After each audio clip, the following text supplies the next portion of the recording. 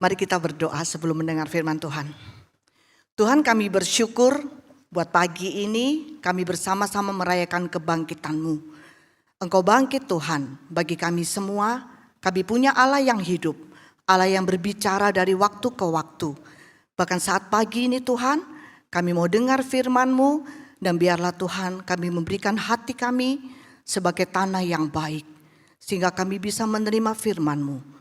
Tutup bungkus Tuhan hamba-Mu, biarlah Tuhan apa yang Kau kehendaki boleh terjadi pada siang hari ini. Kami siap diberkati di dalam nama Tuhan Yesus. Amin. Puji Tuhan, saya ucapkan selamat hari Paskah. Paskah selalu bicara tentang kemenangan. Kemenangan bukan hanya buat orang Kristen, tetapi sebenarnya kemenangan ini adalah bagi seluruh dunia. Dengan kebangkitannya, maka saudara dan saya dibenarkan. Amin. Dengan kebangkitannya, kita semua menjadi anak-anak Allah.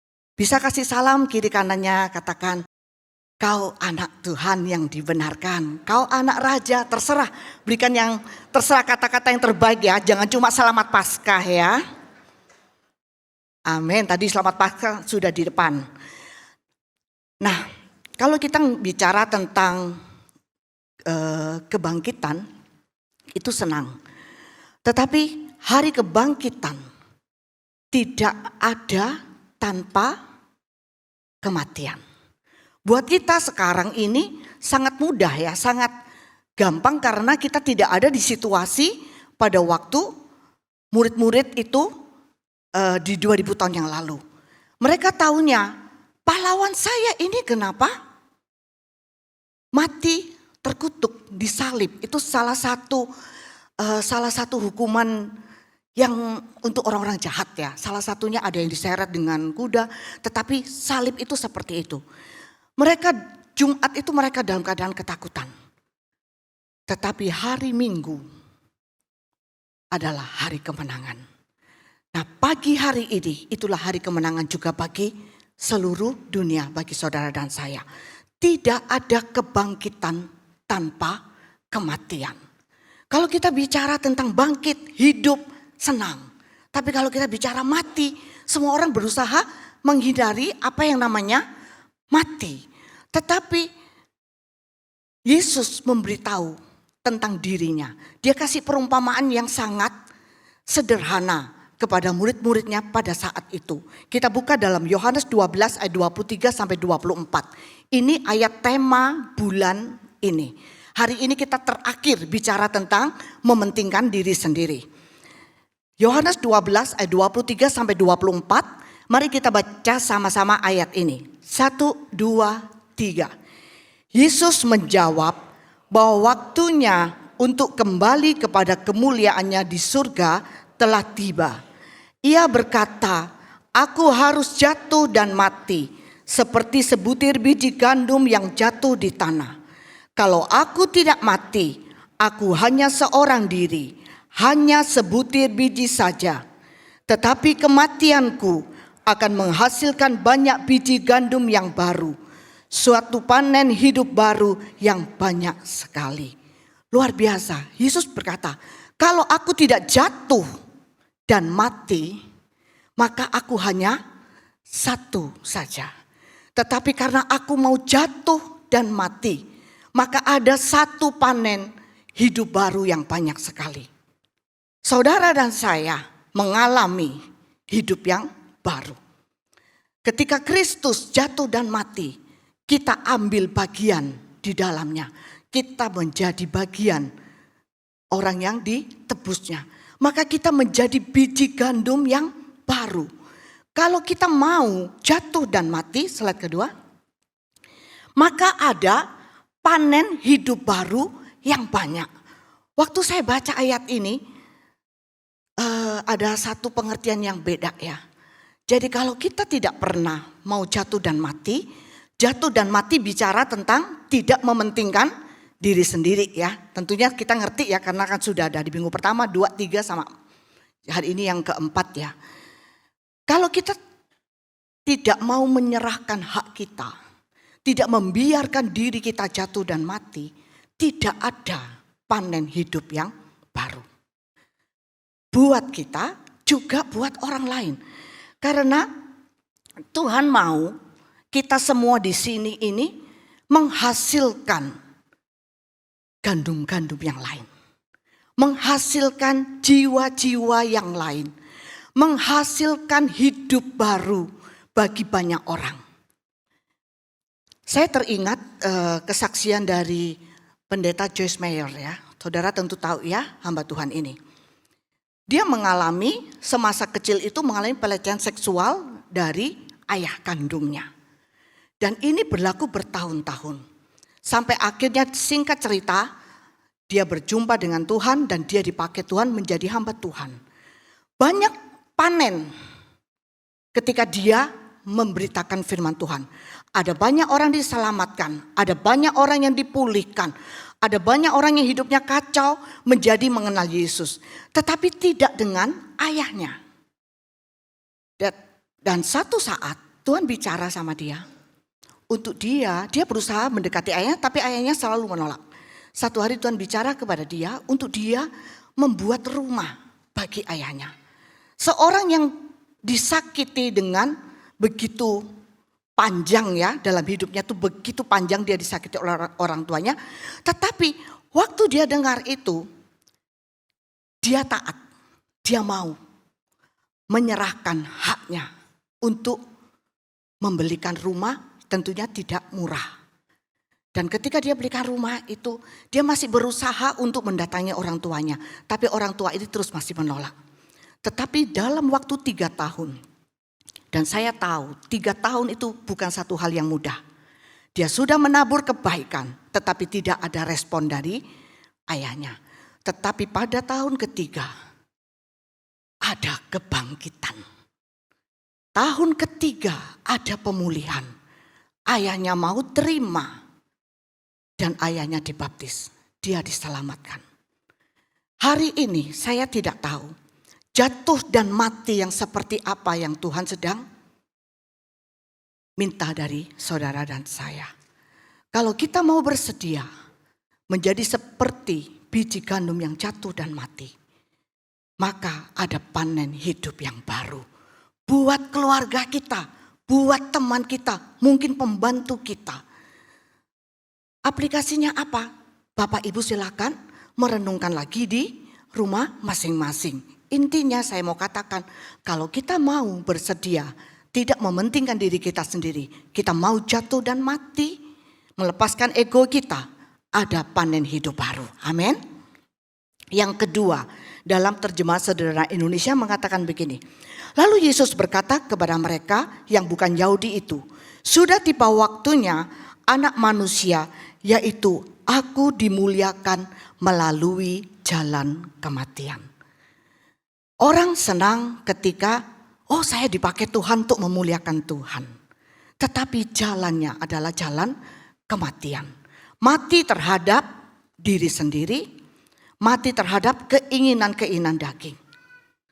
Jalan kematian yang kita lalui membuat Bapa dimuliakan. Slide berikutnya. Nah, hari ini saya akan bagi hanya 2 hal ya. Tentang bagaimana kita tidak mementingkan diri sendiri. Saya ambil dari kisah yang ada di Paskah.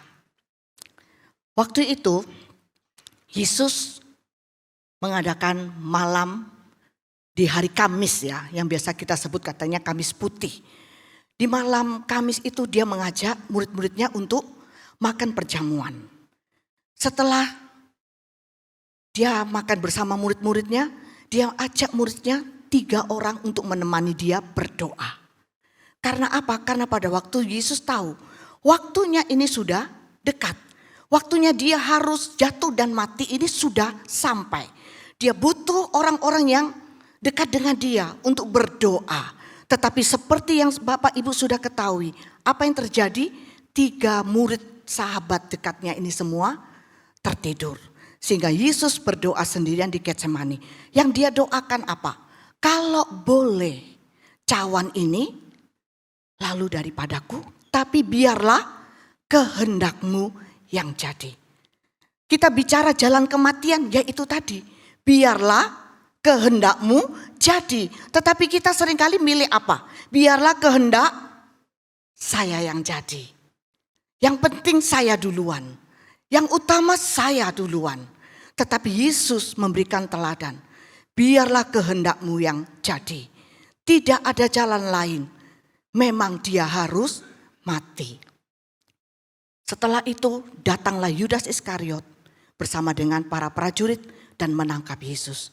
Yang terjadi malam itu sampai besok, Yesus itu dari sidang ke sidang. Saudara bisa renungkan lagi di rumah, baca di dalam 4 Injil. Betapa capeknya Yesus, karena apa? Karena selain dia sudah kurang makan ya, masih mengalami banyak derita. Kalau kita lihat film The Passion, kita merasa ngeri ya. Sampai hari ini saya takut kalau lihat itu. Padahal kalau saudara baca itu hanya digambarkan. Tentunya keadaannya lebih parah. Kalau kita baca Yesaya 53 dikatakan bahwa buruk rupanya. Artinya dia sudah sangat tidak seperti manusia. Tapi dia mau menyerahkan dirinya. Bukan karena dia tidak mampu. Tetapi hanya itu satu-satunya cara untuk menghasilkan panen hidup baru buat seluruh isi dunia ini. Enggak ada jalan lain. Pada saat itu Yesus sudah, tubuhnya sudah dipenuhi dengan luka, dia harus angkat salib. Kemudian di tengah-tengah keramaian ada satu orang bernama Simon. Simon dari Kirene. Alkitab tidak terlalu banyak menceritakan orang ini. Tetapi dari 4 Injil, 3 Injil menulis nama dia. Dikatakan kalau kita membaca dari sejarah Alkitab, Simon itu datang untuk merayakan Paskah. Simon datang untuk merayakan Paskah karena hari Paskah itu adalah hari yang ditunggu-tunggu oleh orang Yahudi. Mari kita lihat Matius 27 ayat 32. Ketika mereka berjalan keluar kota, mereka berjumpa dengan seorang dari Kirene yang bernama Simon. Orang itu mereka paksa untuk memikul salib Yesus. Ayat 26 dari terjemahan bahasa Indonesia masa kini. Maka Yesus pun dibawa oleh mereka di tengah jalan. Mereka berjumpa dengan seorang yang bernama Simon yang berasal dari Kirene yang sedang masuk kota. Mereka menangkap dia lalu memaksa dia memikul kayu salib itu di belakang Yesus. Awalnya Simon mau merayakan Paskah, tapi ayat ini dikatakan tentara Romawi paksa dia untuk memikul salib. Karena mereka akan salibkan Yesus harus sampai ke atas bukit Golgota. Dan kebetulan lewatlah Simon. Di dalam hukum Taurat ada katakan bahwa seorang musafir itu boleh dipaksa untuk memikul jarak 1 mil. Memikul beban 1 mil. Jadi Simon ini kalau boleh saya katakan, dia tidak mementingkan dirinya sendiri. Tapi karena dipaksa. Itu hal pertama yang saya mau bagi pada Paskah ini. Seringkali kita seperti Simon, kita dipaksa untuk tidak mementingkan diri sendiri. Kita dipaksa untuk melepaskan hak-hak kita. Tetapi apa yang terjadi?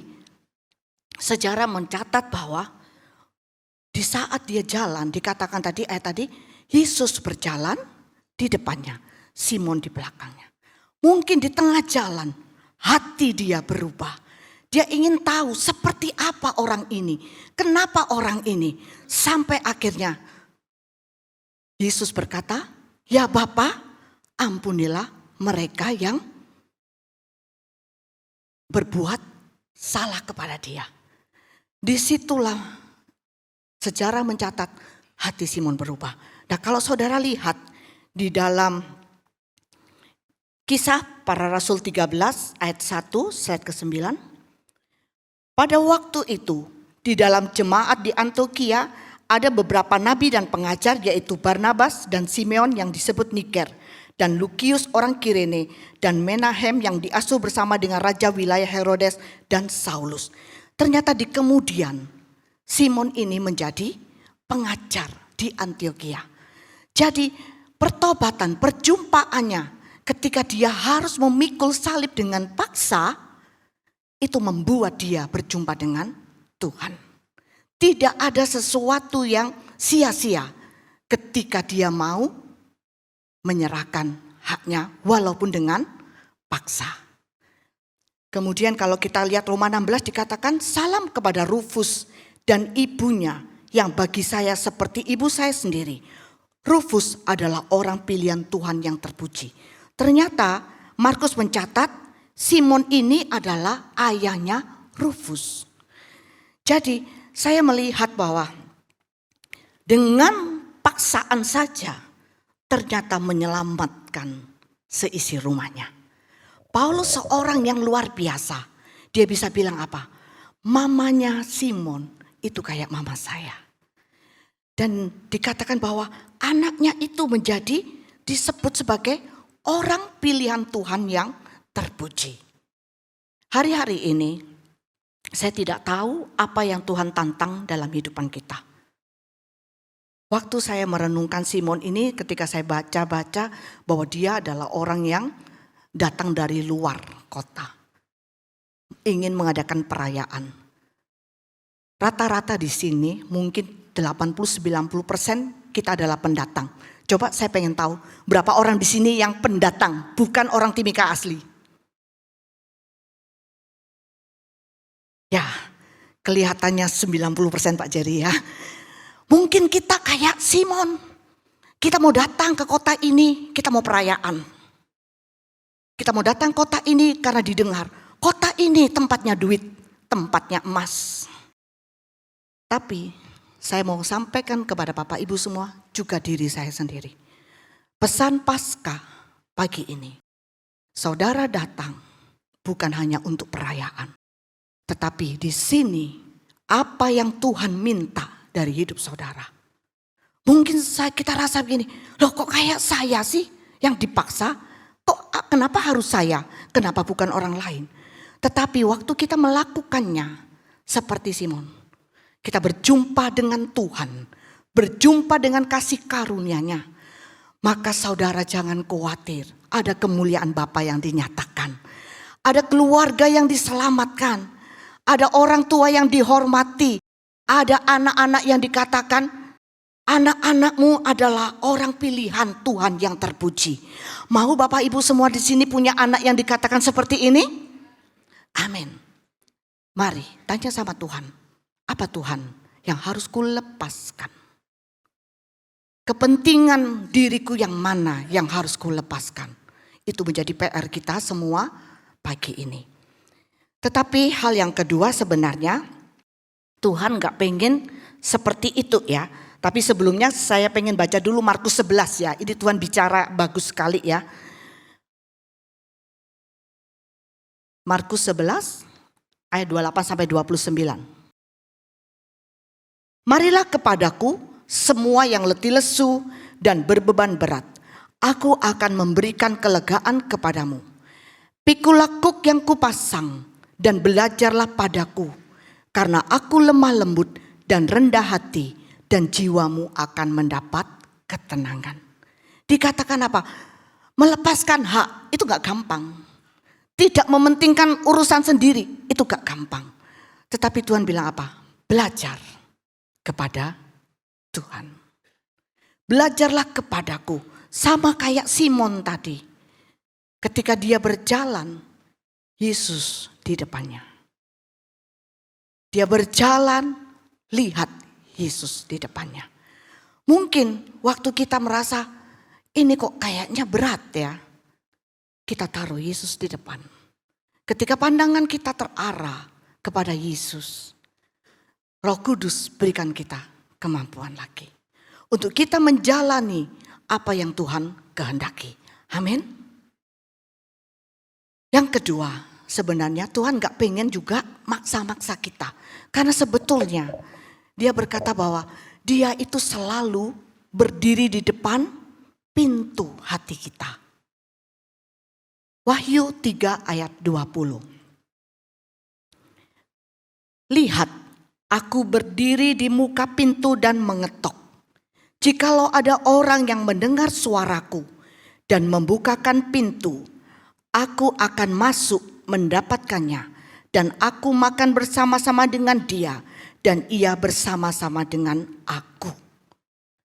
Yang kedua, Tuhan mengetok pintu hati kita. Kalau kita dengar, kita membuka pintu hati kita, dan kita melakukan kehendaknya. Kita melepaskan hak kita, kepentingan kita, dan mengizinkan kepentingan orang lain untuk didahulukan. Maka dikatakan aku akan masuk mendapatkannya, dan aku akan bersama-sama dengan kamu untuk makan, untuk menikmati hidangan. Bahkan dikatakan di dalam ayat ke-20 dari terjemahan sederhana Indonesia, kita akan makan sebagai sahabat. Kalau kita duduk dengan sahabat kita, 1 jam kayak 10 menit, betul.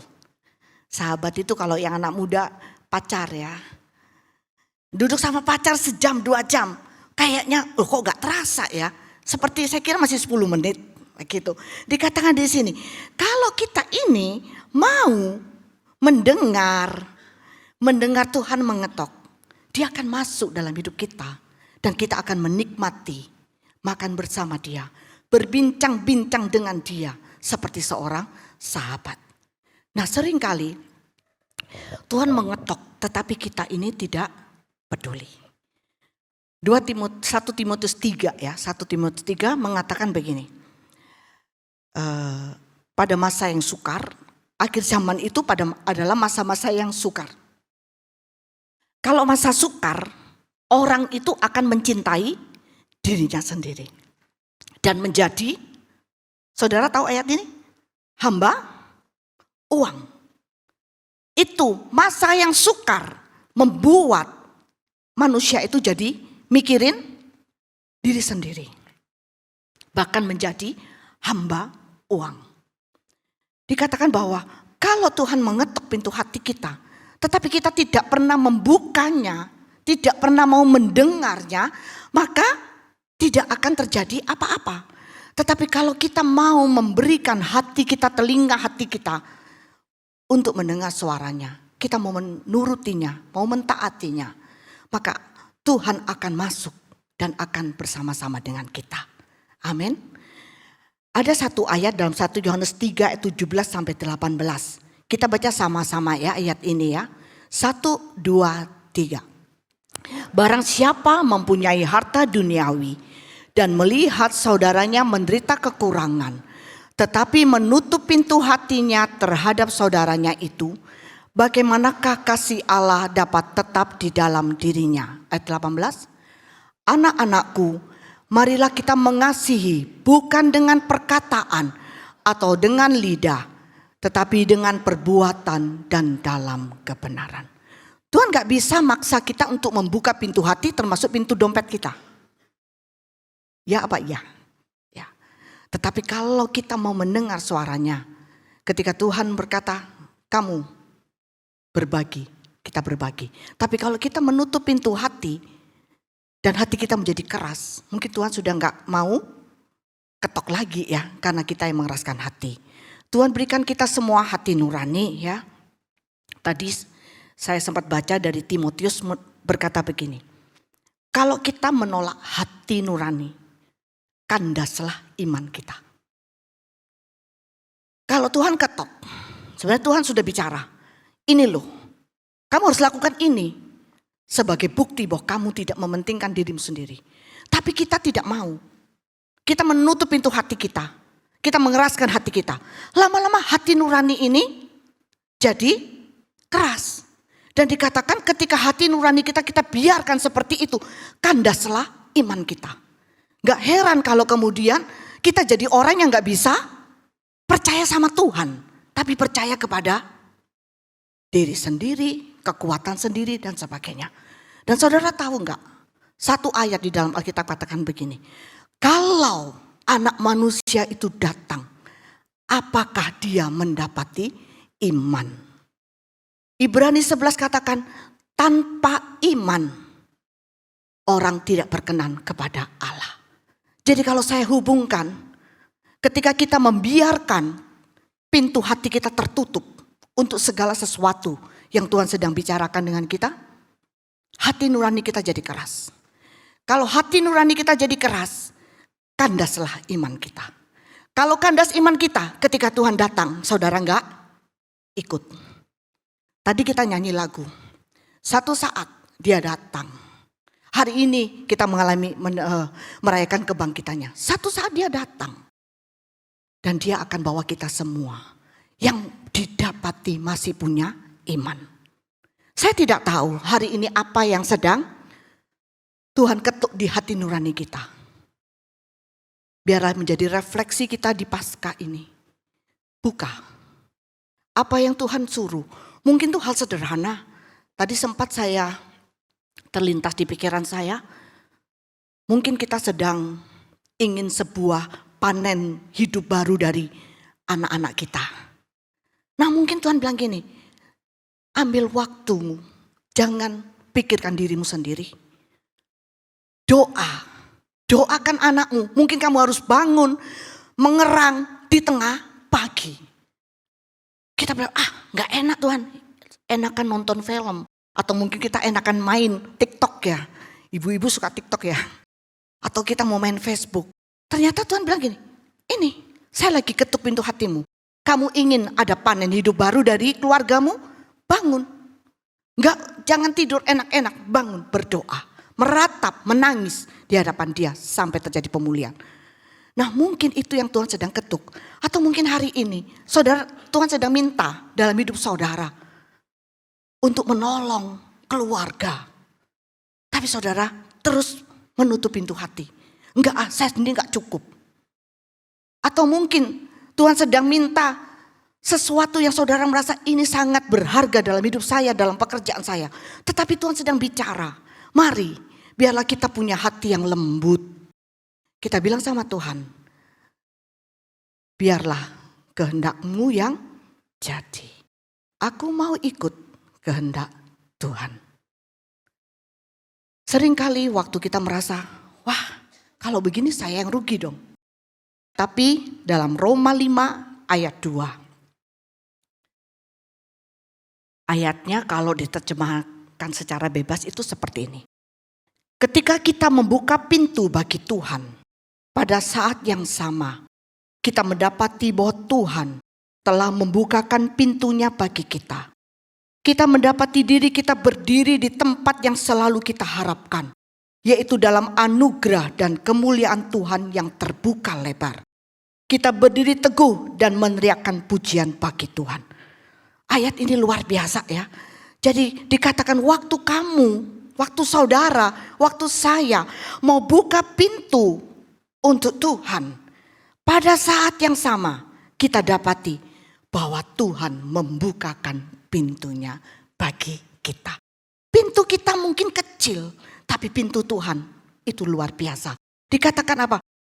Kita akan dapati diri kita itu sedang ada di tempat yang lagi kita harapkan dalam anugerah, dalam kemuliaan Tuhan. Sehingga kita bisa berdiri teguh dan kita bisa menaikkan pujian bagi Tuhan. Amin.